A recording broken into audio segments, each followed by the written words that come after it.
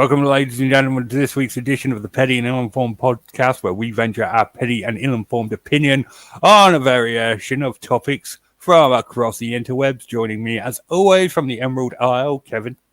What about you? And Tom. Yep, here as always. Okay, good. What have you guys been up to this week? Any cool anecdotes? Well, I was just wondering. I had Schadenfreude very, very much about how shitty Elon Musk's week was. I'm not gonna lie. It's tough enough when your rocket blows up and then you try to spin it out like, oh well, that's good for research and all that stuff, and then catastrophic. What did they do? Rapid something disassembly is what it was. So funny. The spin they tried to put on it was just laughable. Yeah, I mean, it was so political, the answer, and I look at it like this. I mean, the Tesla board's mad at him. Twitter people are mad at him because he took away the thing, and now you've got to pay $8 for verification, and the minute that he did that, like the New York Police Department said, this is the actual account. And then somebody else chimed in and said, no, this is the actual account. So really, you can't trust anything on Twitter anymore. But it's just, I just, and I'll say this, some people think of him as a genius, and I just don't. I mean, he does some good things, but I would think that all the carbon monoxide that he supposedly cares about with green energy and all these different things, because he's got the solar batteries and all these different things, blowing up a huge spaceship in the atmosphere probably took away every Tesla driver's carbon since the history of Tesla. Oh, I hope you're wrong, but I've got a nasty feeling you'd... No, dude. I mean, you can't take that much explosive and put it into the atmosphere and then, explode it. It's like 50-year-old technology or 60-some-year-old technology. I mean, anybody can stick fuel in a rocket and send it into space. Now, the minute he can put batteries in that rocket and get it into space, I will be impressed. You see, but these geniuses always act like nobody's ever done this before. Nobody's ever put a rocket into space. Well, clearly that's not true. We've been to the moon. Well, if you listen to the flat earthers, he's totally right about that. The last time we went to space was in your imagination. Well, then why would he spend money on it? And I mean, I always tell my people, they're always saying, "Oh, he's a genius. He's a genius." And I say, listen, he's reckless at times. Obviously, would you want to be on Mars and have Elon Musk in charge of your oxygen supply? That's the only question I have to ask, because it probably wouldn't work. And he's the type of guy that's so petty. I mean, we talk about being petty, but he is so petty and thin-skinned. I wouldn't be surprised if he was like in like what's that one where he goes to get your ass to Mars with Arnold Schwarzenegger? Total Recall. I wouldn't be surprised if he would just turn off the oxygen in one section. Oh, he'd be a who is Cohagen. Yeah, he would be Cohagen on steroids. And he would think, and rightly so, he would own your ass. You know what I mean? He would literally declare himself king of Mars, and that's just the way it goes. That's my opinion on that. King of Mars. Well, no, I think you're wrong, Kevin. I don't think he'd shut off your oxygen. I think he'd give you a certain amount and then charge you $8 for a refill.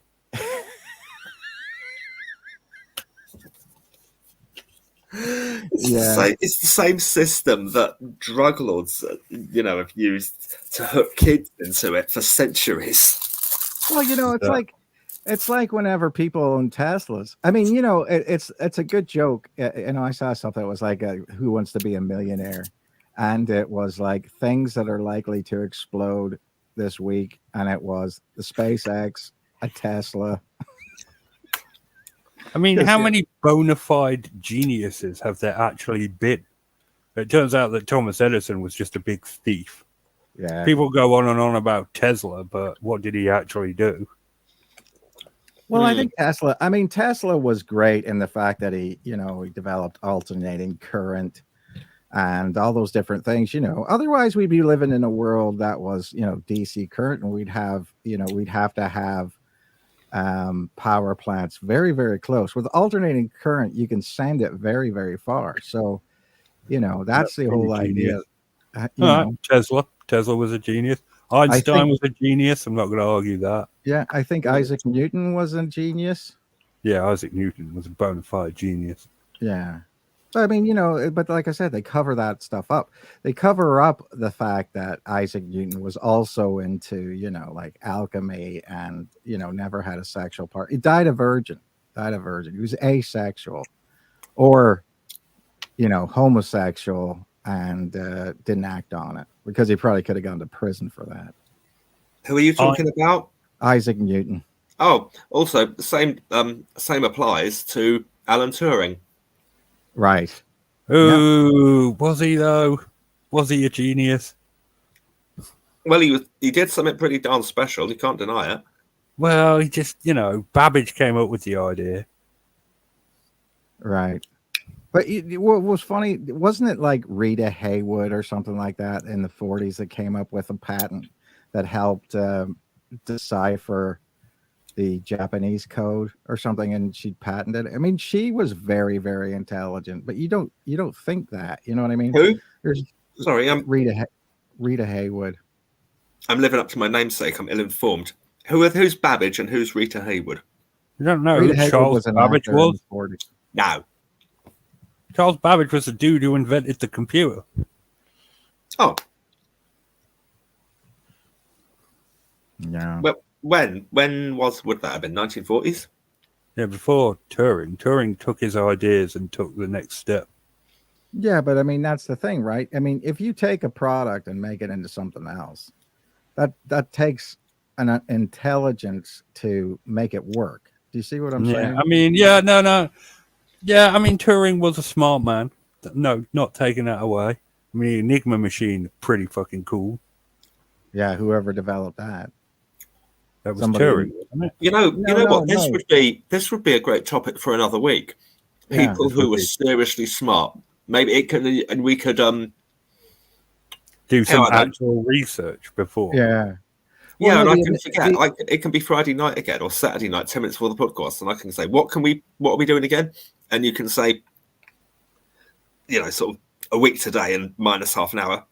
And you can say, Tom, you suggested the topic. You suggested that we all research someone very, very clever. And right. Like, oh, right, shit, forgot. I don't have a problem doing that. Let's do that then. We could do that next week. But what I was going to say is, I lost my train of thought now. But Rita Hayworth was an actress in the 40s, is what I'm talking about. Mm-hmm. But she was very, very, I mean, we were still back in the stereotypical days where, women weren't smart. I mean, we didn't have that kind of an idea. I mean, let's look at it like that. How many women geniuses do you think there really were? Marie Curie would be one, I would say. And your list is pretty short. I mean, if you even look at famous women in history, there's not too many. Cleopatra, Elizabeth I, Joan of Arc, Polycarpa, and Bonnie. Well, yeah, but is that really a historical figure? Emily Pankhurst. Polycarpa is on the Colombia's currency. She's very famous. Yeah, because we all like happened. Help the country get independent. Yeah. Evita, that would be one too. Hatshepsut, yeah, there's a good one, Gabby. Yeah, that's a good. I was just watching A a thing. female pharaoh. Yeah, but I mean, Hatshepsut became famous. I mean, I don't think if you were in the 1800s, you would know who Hatshepsut was. You know what I mean? It's only through archaeology. Archaeology. I was just watching something on it today. And finding evidence of her, because clearly there was a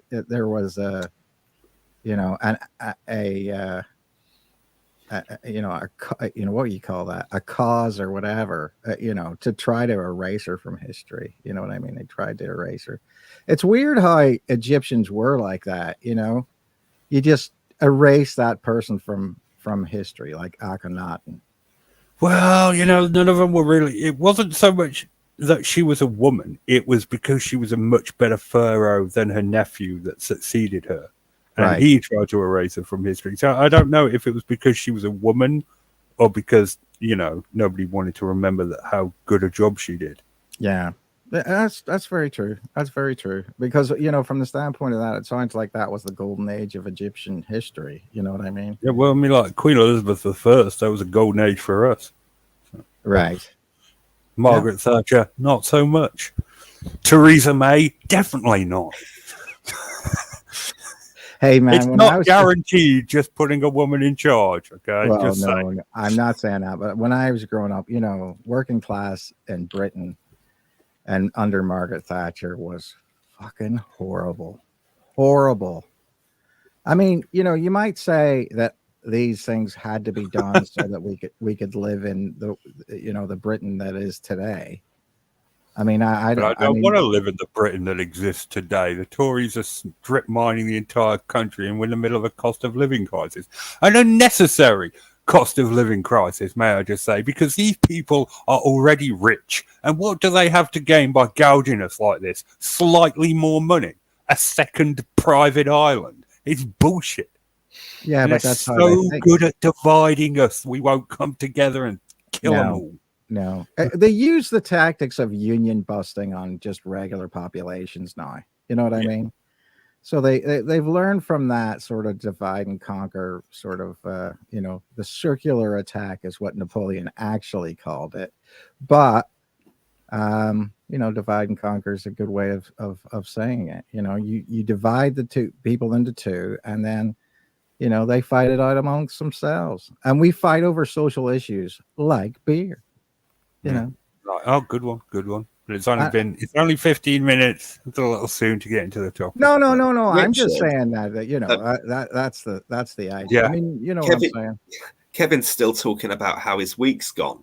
Everything so far has been entirely within that one field. This is Elon Musk. This is how we springboard.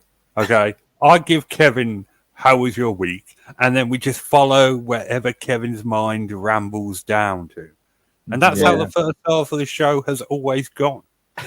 Well, I don't know. Maybe I should answer first then, or if Nikki says she should answer. No. Go ahead, Tom. Go ahead. I don't mean to cut you off. Come on, Tom, Mr. Important. Let's hear how your week went. Yeah.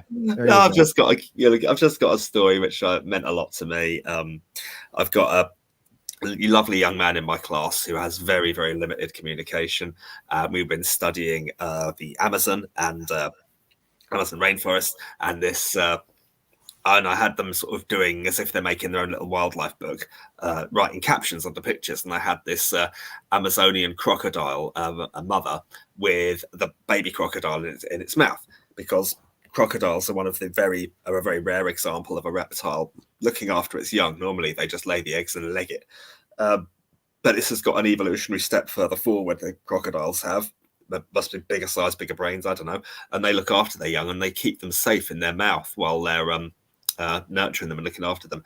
And I showed it to this kid, and this kid who normally says almost nothing, he just went, "Little baby crocodile," and it just made my day. And when I was out at Home Bargains today, they indeed had a little squidgy crocodile, small one, and I thought, oh yeah, I'm going to take that in. And so this kid might love it.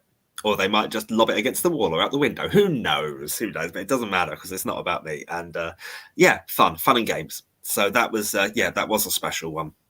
That's You nice. said Amazonian crocodile. Do you mean black caiman? Oh no, you're. It's not. It's not an Amazon. It doesn't live in the Amazon. They do live in rainforests, but you're right. You're completely correct. It's the related animal, the caiman, that lives in the Amazon, not a crocodile. But crocodiles do sometimes live in. I was just interested in what species you were talking about. I wasn't trying to correct you. I'm just being. Well, no, I'm just being ill-informed again, aren't I? Yeah, Well, you're very see, good at Richard's pedantic about reptiles and birds and stuff, and aren't reptiles, in the same sort of vein as birds? Well, No. Evolutionarily, are they? I'd have to look at sort of taxonomy diagrams or something in the front of one of my big. It used to be believed that birds evolved from dinosaurs and that dinosaurs were reptiles, but these days the conventional theory is that dinosaurs were warm-blooded, so they weren't reptiles. Ah, I didn't know that. Yeah. How can they? I wonder how they can debate that. How they can, discuss it and see. Well, the fossil remains of like Archaeopteryx and the Oviraptors and several other species of dinosaur that were found with feather impressions has led to belief that since dinosaurs evolved into birds and birds are warm-blooded, it makes sense that dinosaurs, maybe not all dinosaurs, maybe they evolved from reptiles, but dinosaurs, especially in the Cretaceous era, would have been warm-blooded. And it makes sense from the dinosaurs' point of view. Reptiles are a very robust species, but the cold-blooded thing does hold them back a bit. Well, yeah, but I think that the reason that they said they were cold-blooded was because of the mass extinction idea of the meteor hitting the Yucatan Peninsula type area, and so therefore they think, okay, well, that's 10 years of blocking out the sun, and there would be no food. I mean, maybe that's the idea. Even if you're a large animal or predator, you wouldn't have any sort of anything to eat, so maybe they starve to death. I mean, instead of the climate changing rapidly enough that they just all keeled over and died. I don't know. I doubt very much it was instantaneous. They probably would have hung on for a few, maybe even a century or so. Right. But I mean, that's the thing that's the thing that they always worry about, with meteors hitting the earth. I think it's more, it's not necessarily, I mean, that's a good question. Would you rather you be in the path of the meteor or live after the meteor hit? Oh, Gordon Bennett. That is a very, very good question. I mean, reminds me of a brilliant scene in a brilliant film of a brilliant book, The Road, where Viggo Mortensen is dreaming. The character he plays is dreaming, and he remembers in his dream is his wife. Basically, he says he pleads with her to find the motivation to keep going, and he says it's post-apocalypse, no food, no nothing, everything is. Our entire civilization has gone to ruin. Cannibals roam the countryside. It's as bad as it gets. It's rock bottom for the human race. Nothing can grow, no food. We're circling the drain with whatever, everyone desperately clamoring over whatever remaining tins of beans they can find. And in his dream, main character protagonist's wife says, I don't want to go on. I don't want to just survive. And then she does a Captain Oates and walks out into the snow and dies. So she decided, Kevin, that she would be very much would take the meteor directly in the chops. Yeah, it's funny, because I think a lot of people romanticize post-apocalyptic things because they've seen movies like Mad Max and The Road Warrior and stuff like that, and they think, okay, well, I can make it, but it's just that sort of viciousness, I mean, that's the question of how really are you prepared to live? I mean, I know people get bunkers and they want to do all these different things and all that, but I mean, Doomsday preppers. yeah. Survivalists. I mean, and I fit into that category for a long time myself, and then I just realized what's the friggin' point? You know what I mean? I mean, you know, obviously you try to get through it, but I mean, the amount of death I think that humanity would experience in the first 30 days would be massive, just massive. And I don't know, you know, maybe you could make it past that, but at the point of that, if you were surrounded by death to that extent, well, I mean, you know, obviously that would be a little depressing, I think. Yeah. I'm going to go ahead and quote the famous Arnold Judas Rimmer. It's by, first of all, I'm going to say that I'd like to be as far away from the meteor impact as possible. Yes. And quote Arnold Judas Rimmer and say, if I'd been Captain Oates, I would have knobbed Scott over the head with a frozen husky and scoffed him down with a packet of frozen instant mash. Yeah. That kind of, I'm going outside, I might be small sometime, is bollocks. Yeah, but what was so important about Scott's life that Captain Oates had to sacrifice himself? Yeah. Well, I look at it like this from the standpoint of that. I mean, you know, although Arnold Rimmer is totally self-absorbed, I mean, he didn't understand it when, you know, oh man, I'm so bad. Lister burned his Javanese camphor wood. With the camphor wood with their chess pieces. Well, no, your guitar was made of camphor wood. Burn the soldiers. It was the chest. Yeah, it was the yeah, he cut a guitar-sized piece out of the chest. We're going to do the Lister, what Alexander the Great once did to me. I remember once, I once after that episode, I said to, or it was either that or it was the Blackadder the First. Yeah, it was Blackadder the First. The first season of Blackadder, they used the word eunuchs in one episode. And I said, Dad, what's a eunuch? And he says, he gave me the most cringe reply you could imagine. He went, well, it's someone who can't do it, so they say. Like into the. I didn't realise your dad was Boris Johnson. No, my dad so much. It's a mixture of Boris Johnson and Beavis and Butthead. Honestly, it was terrible. Are you talking about Brian Blessed's character? No. No. It was the what's his face? He used to do. Have I got news for you? Angus Deaton's character. That's who he's talking about. Oh, okay, all right. Well, speaking of television shows this week from Britain, I don't know if you saw this, Richard, or maybe you came across like The Sun or some kind of magazine that talked about the wedding on Emmerdale this week. It was painfully bad. I have never seen. I don't watch Emmerdale. Yeah.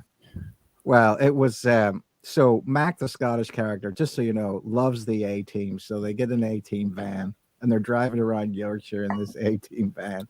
It is just so friggin' terrible. And of course, tapping out already. Yeah. It was just terrible. It was absolutely. I was so tired of the A-Team thing by the time they got married, you know. And I don't know if I would marry a chick dressed up like Hannibal. But anyway, that's EastEnders wasn't much better. Suki and Eve broke up again. I've had enough of that. Just get them together and let them stay together. Okay? Yeah. First of all, Denise and Jack broke up. I mean, I don't understand why those two were together in the first place, if I'm completely honest. Right. So is what's his face moving in on her? You know, what's the guy's name? No, he moved on to Chelsea, and then everyone found out about the Denise thing, and it was this whole thing. Well, yeah, they got her on CCTV, didn't she? Going into the thing. And, yeah. Yeah. You know, it's got to be hard whenever you're investigating a guy and your wife's going to a hotel with him. I think that would be a conflict of interest, to be honest with you. Yeah. Well, that's exactly how they build these these certainly daft at times shows. Stupid shows. EastEnders is not stupid. All right. EastEnders is a British mainstay. Yeah. Doesn't stop it being stupid. It can still be stupid and be a stupid British mainstay. I'm not taking that from a vegan. All right. The stupidest form of food intake. I remember sitting in a bar in Portaferry with Sam and these two. Well, it was two lesbians. I mean, you know, I didn't know they were lesbians, but anyway, I guess she was, you know, laughing and scratching with them in the end. But you know, they asked her, "What do you think of Northern Ireland? What do you think of Britain in general?" Mm-hmm. And she said, "I prepared for coming to this country by watching Coronation Street." Brilliant. Oh my god! Yeah. Well, you That'll see, set that's you up. yeah. Well, no, I'm surprised she didn't greet you with a headbutt.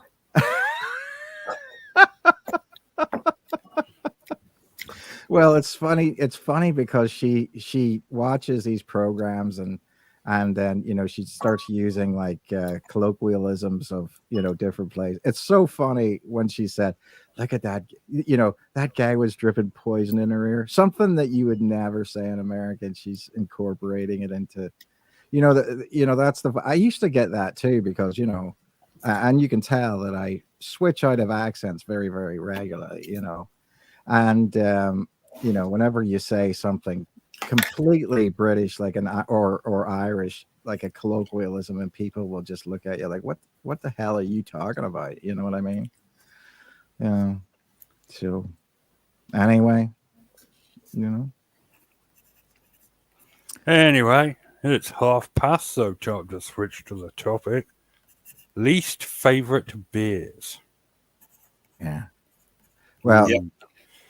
I think, you know, it's an interesting thing because, I mean, I would say, and I'm just going to make a general characterization. I don't care what it is, whether it's Guinness, Budweiser, Miller, anything with a 0 on it or less than 100 calories is shite.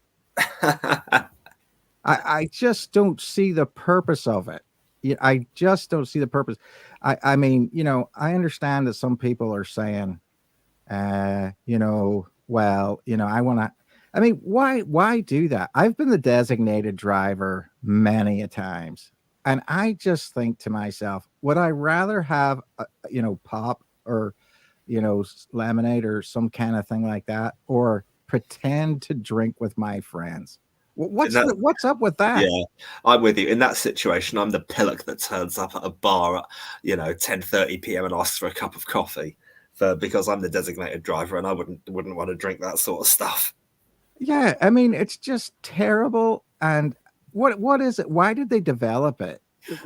I mean, I just don't understand it. You'd have to actually love the taste of beer, first of all, and then be willing to subject yourself to like literally watered, you know, horse piss.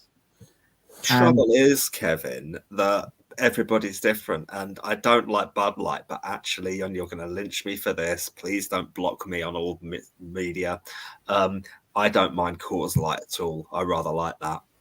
Coors is my favorite beer. So Yeah. Oh, so am I off the hook then? yeah, I don't care. I like Coors. Yeah, Maybe not. I've never had Coors Light, but I like normal Coors. Yeah. Well, you know, if we're talking about our favorite beer, I would have to say a Kilkenny Irish cream ale is the friggin' top. No, that's an ale. We're talking beer.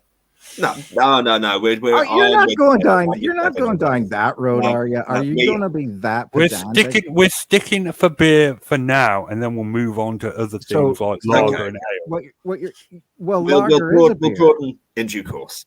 So in due course, Kevin. Okay, so you're saying even though Budweiser is a lager, you're going to say it's a beer. Look, ale is completely different from beer. All right. Right.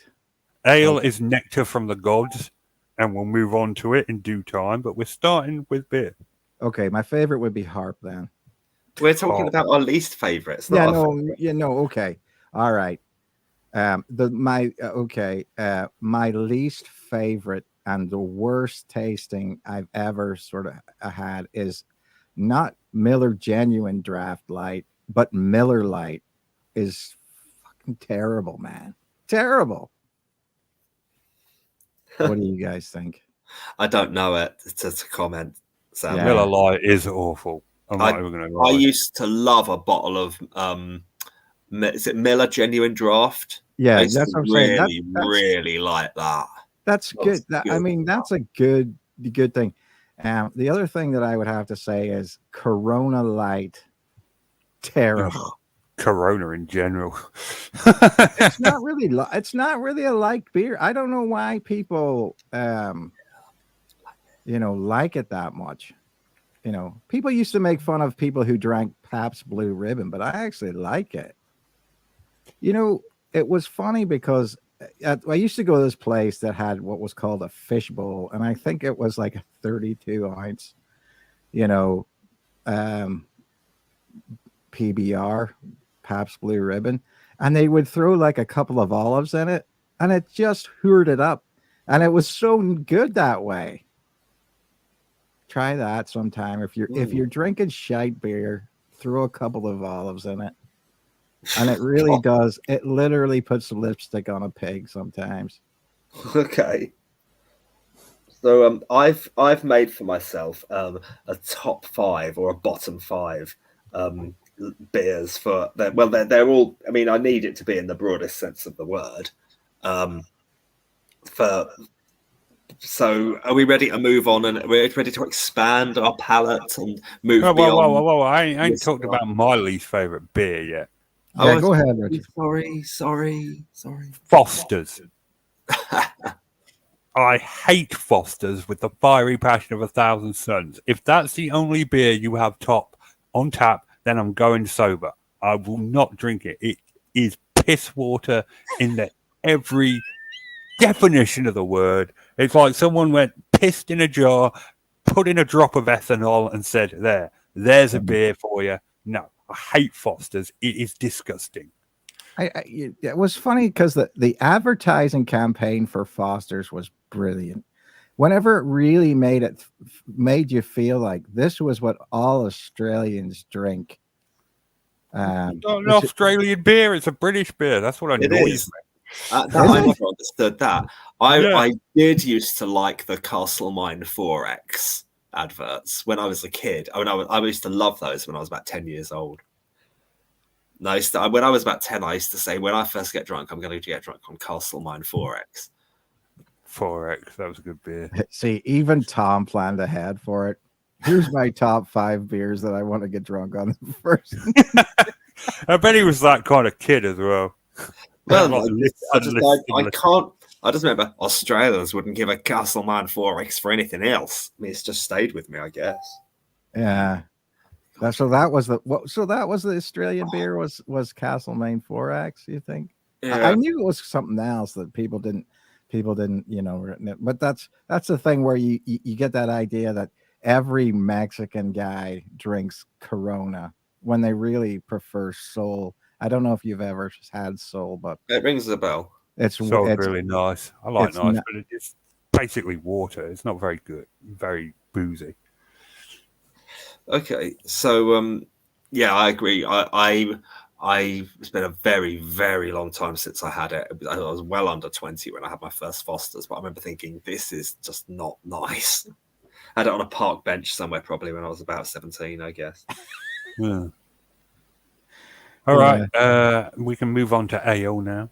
Okay, so may I pipe in? Yes, you can start. You have the floor, mate. So my top 5 rubbish ales.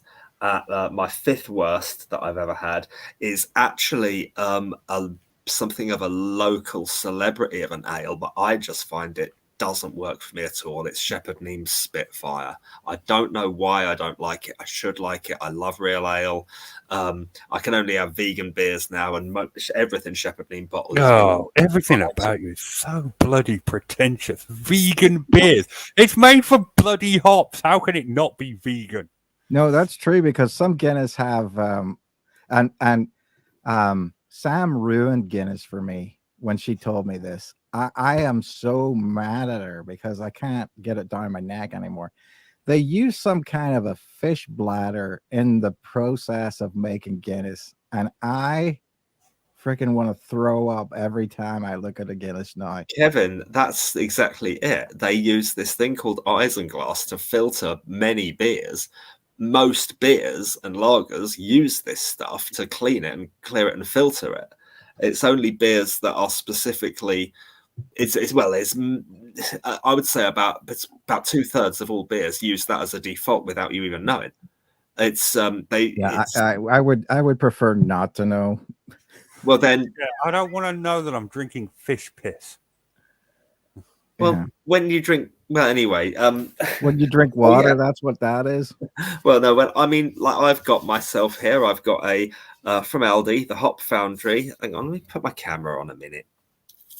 Wait, does you have them lined up? No, you should put it on the shelf behind you. Look, this pale ale. It's a watermelon pale ale, and look, it's got a little vegan leaf on the watermelons on your flavored beers should not even come into it. Oh, we're talking about beer flavored beer. We're not talking about cider yet, Tom. All right, we'll move on to cider. It's not cider. It's a beer. It's a pale ale. No, anything that's fruit flavored is cider. All right, that's a rule. Yeah. Well, anyway, but look, that point is that says vegan on it there. Do you have to show so that means when you order this one definitely is. Did you have to get your ID out of your pink little purse before give you that? Guys, he's got watermelon. Joking. I'm only joking. Really for me, Spitfire is something really popular. It's celebrated. The adverts for it are incredibly funny and clever. It's really witty. It's a massive money spinner for Kent and for Shepherd Neame Brewery. It's exported all up and down the country. I just happen to not like it. There's they do a Spitfire Gold, which is delicious. I had one of those last night.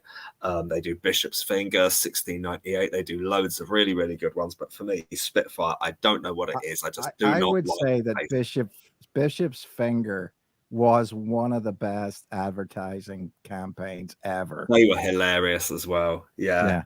There's always room for a Bishop's Finger. That's the one. That was so funny. And sort of prophetic after we found out what was really going on. Richard, any ales you despise, Richard and Kevin? I'm gonna let Kevin go first. What, for ales? Yeah, ale. Anyone? I pretty much despise any IPA, to be honest with you. Oh yeah, it's not for everyone. Yeah, it's just too hoppy and musky. I just don't like it. I just do not like it. I mean, you can when they get really, really strong. There's one from the Greenwich Meantime Brewery. They do an IPA that's about 8%, and it's like drinking grapefruit juice with alcohol. I mean, it's so bitter and sharp. Yeah, that's a tough. I mean, that's a tough. I would prefer almost anything else than an IPA. I mean, I love certain ales. I love Bass. Bass ale is the oldest trademark in the world. I didn't know if you knew that. That triangle, oldest trademark in the world. The Bass Triangle. Oh, yeah, Bass can be. That's a good ale. Bass #1. Yeah, no, I'm saying that's really good. I like that. And for cream ale, like I said, Kilkenny. Let's see, Boddington's all right if you can get Boddington's. But these are sort of keg bitters, aren't they? Well, sort of, but I mean, like I said, I prefer, just like everybody's gone to the idea of nitro coffee. I like nitro beers. You know what I mean? But you can't find them in a lot of pubs because a lot of pubs won't hook up the nitro. You know what I mean? To make it work. You know, if you have Guinness on draft, you have to have a nitro tank. You know what I mean? And so Yeah. the other ones are carbon dioxide, and that was kind of expensive. I remember when I owned, well, Sam owned the bar, I bought into it, but you know, um, whenever she was running all that stuff back through the things, it was very expensive to add Guinness. But obviously, if you're going to have an Irish bar, that's what you need. You know, you have to have Guinness on draft because, to be honest with you, one of the least favorite beers that I've ever had is Guinness Extra Draft or whatever in a bottle. Guinness Extra Cold. It's shite. It is totally shite. I really believe in the idea that the farther away you get from Ireland, the worse Guinness tastes. Yeah. This is. I don't like cold ale. Go on, Richard. I'm going to go with John Smith. That's my least favorite ale. That is also a keg bitter, as opposed to a pure ale. But oh god, I'm sounding really pretentious now. Someone remove the pole from my backside. You're one of them, aren't you? Because I used to work in a pub, and you'd be one of those people that'd be go, "Oh, could I have a thumbnail of this new ale to test it?" And you'd stand there and go. Yes, that's got a really strong texture. Yeah, I don't know. Anyway, Rich, the reason I don't like. Go on. The reason I don't like John Smith is because when I used to work in a pub, pubs in England, they're not allowed to sell booze before 9 a.m. I don't know if that's true in America or not, but in England, you're not allowed to sell booze in a pub before 9 a.m. And every day at 8:30, we'd get the alcoholics coming. A bunch of old men. Well, yeah, they're all old men. And they'd all come to the bar and they'd all order a coffee. And they'd be shaking when they did it. And they'd go sit down and they'd all be glancing at the clock the whole time. And one of them would always try at 5 to 9 to be like, well, my watch says 9, so, I'd be like, yeah, you know the rules, dude. And they'd all order John Smith's 2 pints and they'd all sit down and get drunk. And it's just, it just makes me think of alcoholics, and that's why I don't like it and will never drink it. Yeah, I mean, that's like that sort of idea of alcoholic beer. I always thought that Tennent's was an alcoholic beer, but maybe not. No way you're going with that. That'll match my number 2 on my beers list. Sorry to go backwards, guys. I've just favorite or bad. Bad. The ones you don't like. Yeah, okay, yeah. Yeah, I forgot my number 4. My number 4 I should have piped in with earlier when Richard mentioned Foster's. My number 4 is Heineken. The 1 or 2 times I've tried it, I'm like, this is revolting. How can anybody like this taste? It's ghastly. Heineken is terrible. I have to agree with you. It's just skunk beer. It's so skunky. I don't know what they do to it. I don't know how anybody gets just horrible stuff. Richard, Heineken? Yeah, I'm not a fan. Okay. What about cider? What's your least favourite cider? Okay. All right, guys, shall I just finish my list and then I can just shut up? And No. Finish your list. Right, number 3, Lambic beer. Oh my word, it's this Belgian stuff of nightmares. I was given a pack of 5 of them for Christmas one year, and and when I cracked one open and started drinking it, my first 2 thoughts were: 1, is this even safe to drink? And 2, why on earth would somebody taste like a drink that tastes like it is 50% water and 50% malt vinegar? It tasted like weak watered down vinegar. It was abysmal. I didn't drink it. I just poured them all away. They were utterly undrinkable, and I didn't even believe that I wasn't going to just bring it all back up because it was just that nasty. Oh my god, that was number 3 is lambic beer. Number 2, Kevin, you mentioned Tennent's. The one that it's the version of Tennent's that is famous for sort of notorious for alcoholics and people like that is Tennent's Super, which is an equivalent to my number 2, Carlsberg Special Brew. Central heating. Yeah. They are so nasty. They're like 6.5, maybe 7, maybe up somewhere up to 9%, 8.5, 9%. They are awful. They taste disgusting. Before we used to go out as students, before we go out for a night on the lash, we used to have we used to sometimes have spesh to get us started as the pre-drink drinks. And then one thing we invented was Farl and Spesh night, where we'd have a Farl with Carlsberg Special Brew. So the idea being that each made the other slightly tolerable. You'd be eating this Farl, you're like, my mouth is on fire, this is ghastly. Oh, I'm going to have the Spesh. And you'd have a mouthful of Spesh. You'd think, I cannot take this anymore. I'm going to choose the Farl. And so by leaping between the frying pan and the fire of a ridiculously over hot curry, a Farl, and a can of Carlsberg Special Brew, you would somehow find a way to get through both. So that's my that's my number 2 is Carlsberg Special Brew. Richard, Kev, Carlsberg Spesh and Tennent's Super. Your thoughts? I like a Carlsberg, but I don't like a Carlsberg whatever a Special Brew. Yeah. Special Brew is most definitely an alcoholic drink. Oh yeah. Oh it's nasty stuff. My number 1 is actually something rather topical.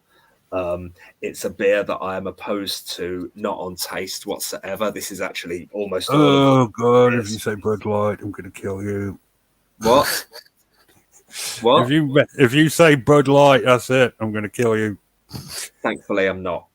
Okay. Talking about BrewDog. I am opposed to BrewDog on moral grounds, as many people are. I will never drink anything by BrewDog ever again. They were a company. I mean, do you know about BrewDog, Kevin? Richard, I imagine you do. No, I don't. I don't know. Right, they're one of the first and that started the fad of these craft beers. They did this craft beer thing. They were meant to be. They spotted a gap in the market and they invented their staple drink, Punk IPA, and it was very nice. But you wouldn't like it, Kevin. But it was very earthy. It tasted very natural. It really did taste like it was brewed on a small scale. But they just exploded in popularity. They gained a massive cult following. People have BrewDog tattoos and things like that. There was all kinds of they had a really clever marketing campaign, and it just all went to the guy's head. The guy who runs it is he's a nasty piece of work. And I don't say that lightly. There was a massive. They've been in the news over this panorama. They're on BBC iPlayer. There's a massive series. There's a radio series on BBC Sounds where they talk. I mean, it's an awful lot of bullying in the workplace, intimidating culture, allegations of sexual predation. I mean, really, really nasty stuff. Illegal acts. Organizing massive crowd funds while they pocket loads. I mean, the guy, I think his name's James Watt. I'm not sure the guy behind it, but it's a really, really sour tale. What the demise of BrewDog and what's happened. I mean, they're still on the shelves. I don't know if all of this has affected their sales massively. They might be weathering the storm, but I will never drink a pint of BrewDog ever again. I mean, if you ever want to get the measure of the man, just watch his pitch on Dragon's Den. They didn't like him at all. I'm not sure I knew that. Oh yeah, he was rejected. He was one of those people that got rejected on Dragon's Den and went on to make some money. Yeah. A few people have done that, but they just saw straight through him. They were like, "You're unlikable. I don't see this working." Yeah, no, he was so arrogant and conceited. Yeah, he's just there's not, I'm a very positive about. I try to be very positive about people, but I think this guy is not. He's got the hat. Needs to take an almighty look in the mirror. My days. Okay, let me ask you a question here for you guys. Mhm. No, have you ever drank a malt liquor, like an Old English 800? Can you even get something like that in Britain? I've never had a malt Some- liquor. A malt liquor? I don't know what you mean. Yeah, Old English 800. I think Colt 45 is a malt liquor. I mean, I might know. Like if you listen to rap, they're always talking about drinking an OE. Or I got a 40 ounce in my lap and it's freezing my junk. That kind of stuff. No, I don't know what you Clearly mean. not old school rappers. A malt liquor. I do not know what you mean. I really Yeah, don't. it's like kind of a fortified beer that rappers like. Oh, do you mean wait, do you mean a barley wine? Could it be the same thing as a barley Yeah, wine? it's not like a fortified wine like a T-Bird or something like that. But it's just it's carbonated. It's got an interesting taste to it. It's one of those things that you would drink because they're inexpensive and you can get a lot of it. You know what I mean? It's kind of like the whole idea of getting a bottle of cider, 3-liter bottle of cider for 99 pence. You know what I mean? I was about to say it sounds like the beer equivalent of Ice Dragon or White Lightning. yeah. But yeah, it's funny. It was funny in America. They stopped selling malt liquors and fortified wines in downtown areas to drive the winos out. I don't know, crazy man. But yeah, I agree with you that. I mean, there's a lot of sort of Belgian beers that are just do not strike well. You know what I mean? What do you guys feel about a Kronenberg? Cronenberg. 1664. Yeah. What do you think about It's there with Stella Artois for me. It's just it exists. Yeah. You don't like a Stella? I like it. I don't like or dislike them. It exists. That's how I feel about Stella Artois. I won't actively order it, but if someone gets me a can, I'll drink it. Yeah, that's kind of an interesting thing. I like Belgian wheat beers. The Belgian wheat beers, like Lef. That's a good example. Like a Hefeweizen? Is that what you're looking at? I'm not sure I know that one. Hoegaarden is a bit weak, really, but Lef is really good. Yeah, they actually did a very good job on wheat beers in America. There's a Blue Moon that's a wheat beer. I've had that. It's all right, but it says with hints of like lemon and coriander, and I can't taste those flavors in it. It's not. No, not quite. Well, I think whenever you're drink, a lot of times whenever you're drinking a Hefeweizen, they give you like a wedge of lemon to put into it, or when you're drinking a Blue Moon, they put you're supposed to put a wedge of orange on it. You know what I mean? To sort of sit in the beer and to sort of taste it. Like I said, what do you think? What do you think about that? I mean, if you were in a British pub and you ordered a beer that you had to have a condiment with, would that be? Would they ask you to leave? Would you have asked them to leave, Richard, whenever you were bartending? Somebody? Yeah, a condiment. No, can't see that happening. Can't think of many. Where you it's only good if you've got a packet of ready salted crisps or something. I mean, I don't know. I've just realized I've got something quite funny I can share. Much as I haven't done that stupid McDonald's challenge I set myself, nobody else thought you were going to do that in the first place. No, but this I have done. Well, I still may, but anyway, I've got the rest of my life. My what I already have done. See, this one I can talk about and say it's something I've done and that I do. Before I go to I am the most irritating idiot to ever turn up at the bar. I mean, thank God I ask for things in bottles, because if what I ask for they could possibly contaminate with their own, heaven knows what, they would. What I do is I turn up at the bar and I say, "Oh, what beers are vegan?" And they just look at me like I'm mad, and they don't know. Most bars don't know what you're talking about. If you're at a Wetherspoons, they send you over to this computer where you have to look through and go through all these menus and have to find out for yourself, basically. No, they do. They do. Yourself vegan beers at the Wetherspoons. But then what normally happens is then I end up looking them up on my mobile phone, and I'll say, "Yeah, can I have a couple of that one, please? Oh, and also can I have that one? Oh, and I actually like my beer at room temperature. Do you have one that's already warm?" And they yeah, see, back when I worked at a pub, we used to say we have the right to refuse service to anyone. Get out, to people like that. Would I have been slung out the window? Yeah, absolutely. It's a customer service industry. You got to give the customer what they want, but there's a limit to what you'll put up with. But I did know. I've gotten to the point where I phone up bars that I'm about to go to later on that day, and I ask them what they've got, and I ask them if they've got them in bottles, and I ask them to take some out of the fridge in advance for me. And I turn up at the bar and I say, "Oh, I spoke to Louise on the phone earlier. She put some aside for me somewhere." And this poor sod's looking around. It's like ordering a souffle in advance because it takes 45 minutes to make. You know. So I already am the complete scumbag of a git at the bar that I promised I would be at the McDonald's drive-through window. I am every bit as infuriating.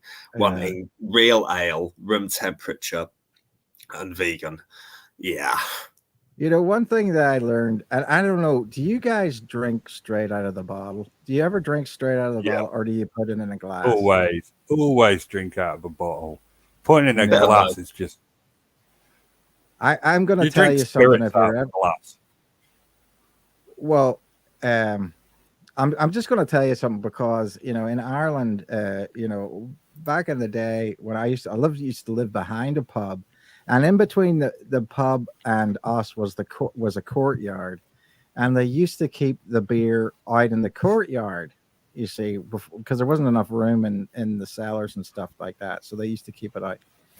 And I have learned never to drink out of the bottle, because I used to watch cats piss on the friggin' bottles in the back. And so, like, everybody's weird, you know. Whenever I go to France or anything like that, I'm like, "Give me a glass. I want a glass too," because you know, France is kind of like, I mean, if you go to a small pub or something like that, you know, I'm just like, I take out a thing and wipe it down, then you know, and then pour it into the glass. I just, you know. Because of the cat piss. I mean, I might add a wee bit of flavor to it, but I would imagine that there's some places near you in Scotland where they do keep it in the back in the courtyard. Richard, you got to be careful, mate. Man, you are the worst. Why would you ruin beers for me like that? That's not ruining it. It is ruining it. No, now I'm gonna get a glass with my beer like a bloody Tom. I'm saying, right, okay, listen. At least take a handkerchief off and wipe it down. That's all I'm saying. I'm going to end up bloody drinking out of a jam jar like the hipster douche. Oh, yeah. Anyway, on that bombshell of cat piss bottles, I'm going to wrap things up. Well, Thanks, Kevin. Just before we go, there's an interesting pattern here. I've ruined beer for Kevin by telling him that it isn't just Guinness, and it's in fact most beers that contain these fish bladder isinglass. Why would you say it again?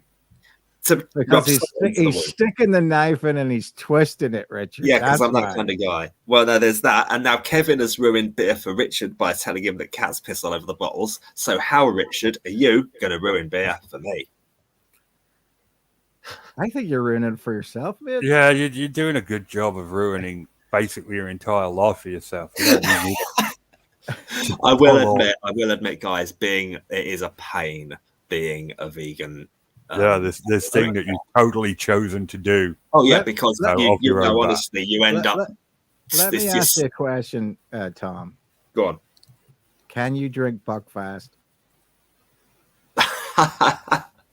Well, that's that Buckfast ale that they make in Devon that they get ratted on in It's Scotland. it's a wine. It's a tonic wine, wine. yeah. No, I know that they make it in Buckfast Abbey, but it's a bit funny that something as there's a special name for it. They've got a special name for that stuff. Medicinal wine or something like that. No, they've got this. There's this. Oh no, it really does. There's a nickname for it. Wreck the Hoose Juice. I think it has to be said in a Scottish accent, which I'm not about imitating. It's it is the worst tasting crap on the face of the planet. You really have to go through breathing exercises before you drink it and try to get it done. I mean, you're better off trying to get it past your tongue so you don't actually taste it. I've never met anybody that actually liked the taste of Buckfast. But I found it in a corner shop really near me. Hang on, I took a picture of it, and I've got a mate who's Catholic, and I took a picture of it to I've sent it to both of you just now. I took a picture of it and I talked about it with my mate Rob, and that's where he said it was called Wreck the Hoose Juice. Yeah, tonic wine is what they call it. That's what they call it, tonic wine. Yeah. And the thing that I'll say about it is, so it's got this. So people know it's got sort of a hallucinogenic quality to it. Oh, good Lord! And you can't buy Buckfast in America because it classifies under some Class A drug thing. You know what I mean? And which is funny, but my cousin was really bad for it for a long time, and he said to me, they number the bottles, and I'm saying, well, what's the difference in that? He goes, you want to get the biggest, highest number you can. And I said, why is that? He goes, because that's where the dregs are, and it's my days. When you start thinking of the science of getting wrecked, there's something wrong with you. That is special. Make some life choices. But we will be wrapping things up now. We will return next week, despite the hopes of many, where we will be discussing our favorite geniuses from history, which I think is a good topic from Tom. Yeah. It's good night from me, and it's good night from them. Good night. Bucky done yet? It's been a blast, guys. Thanks, everyone.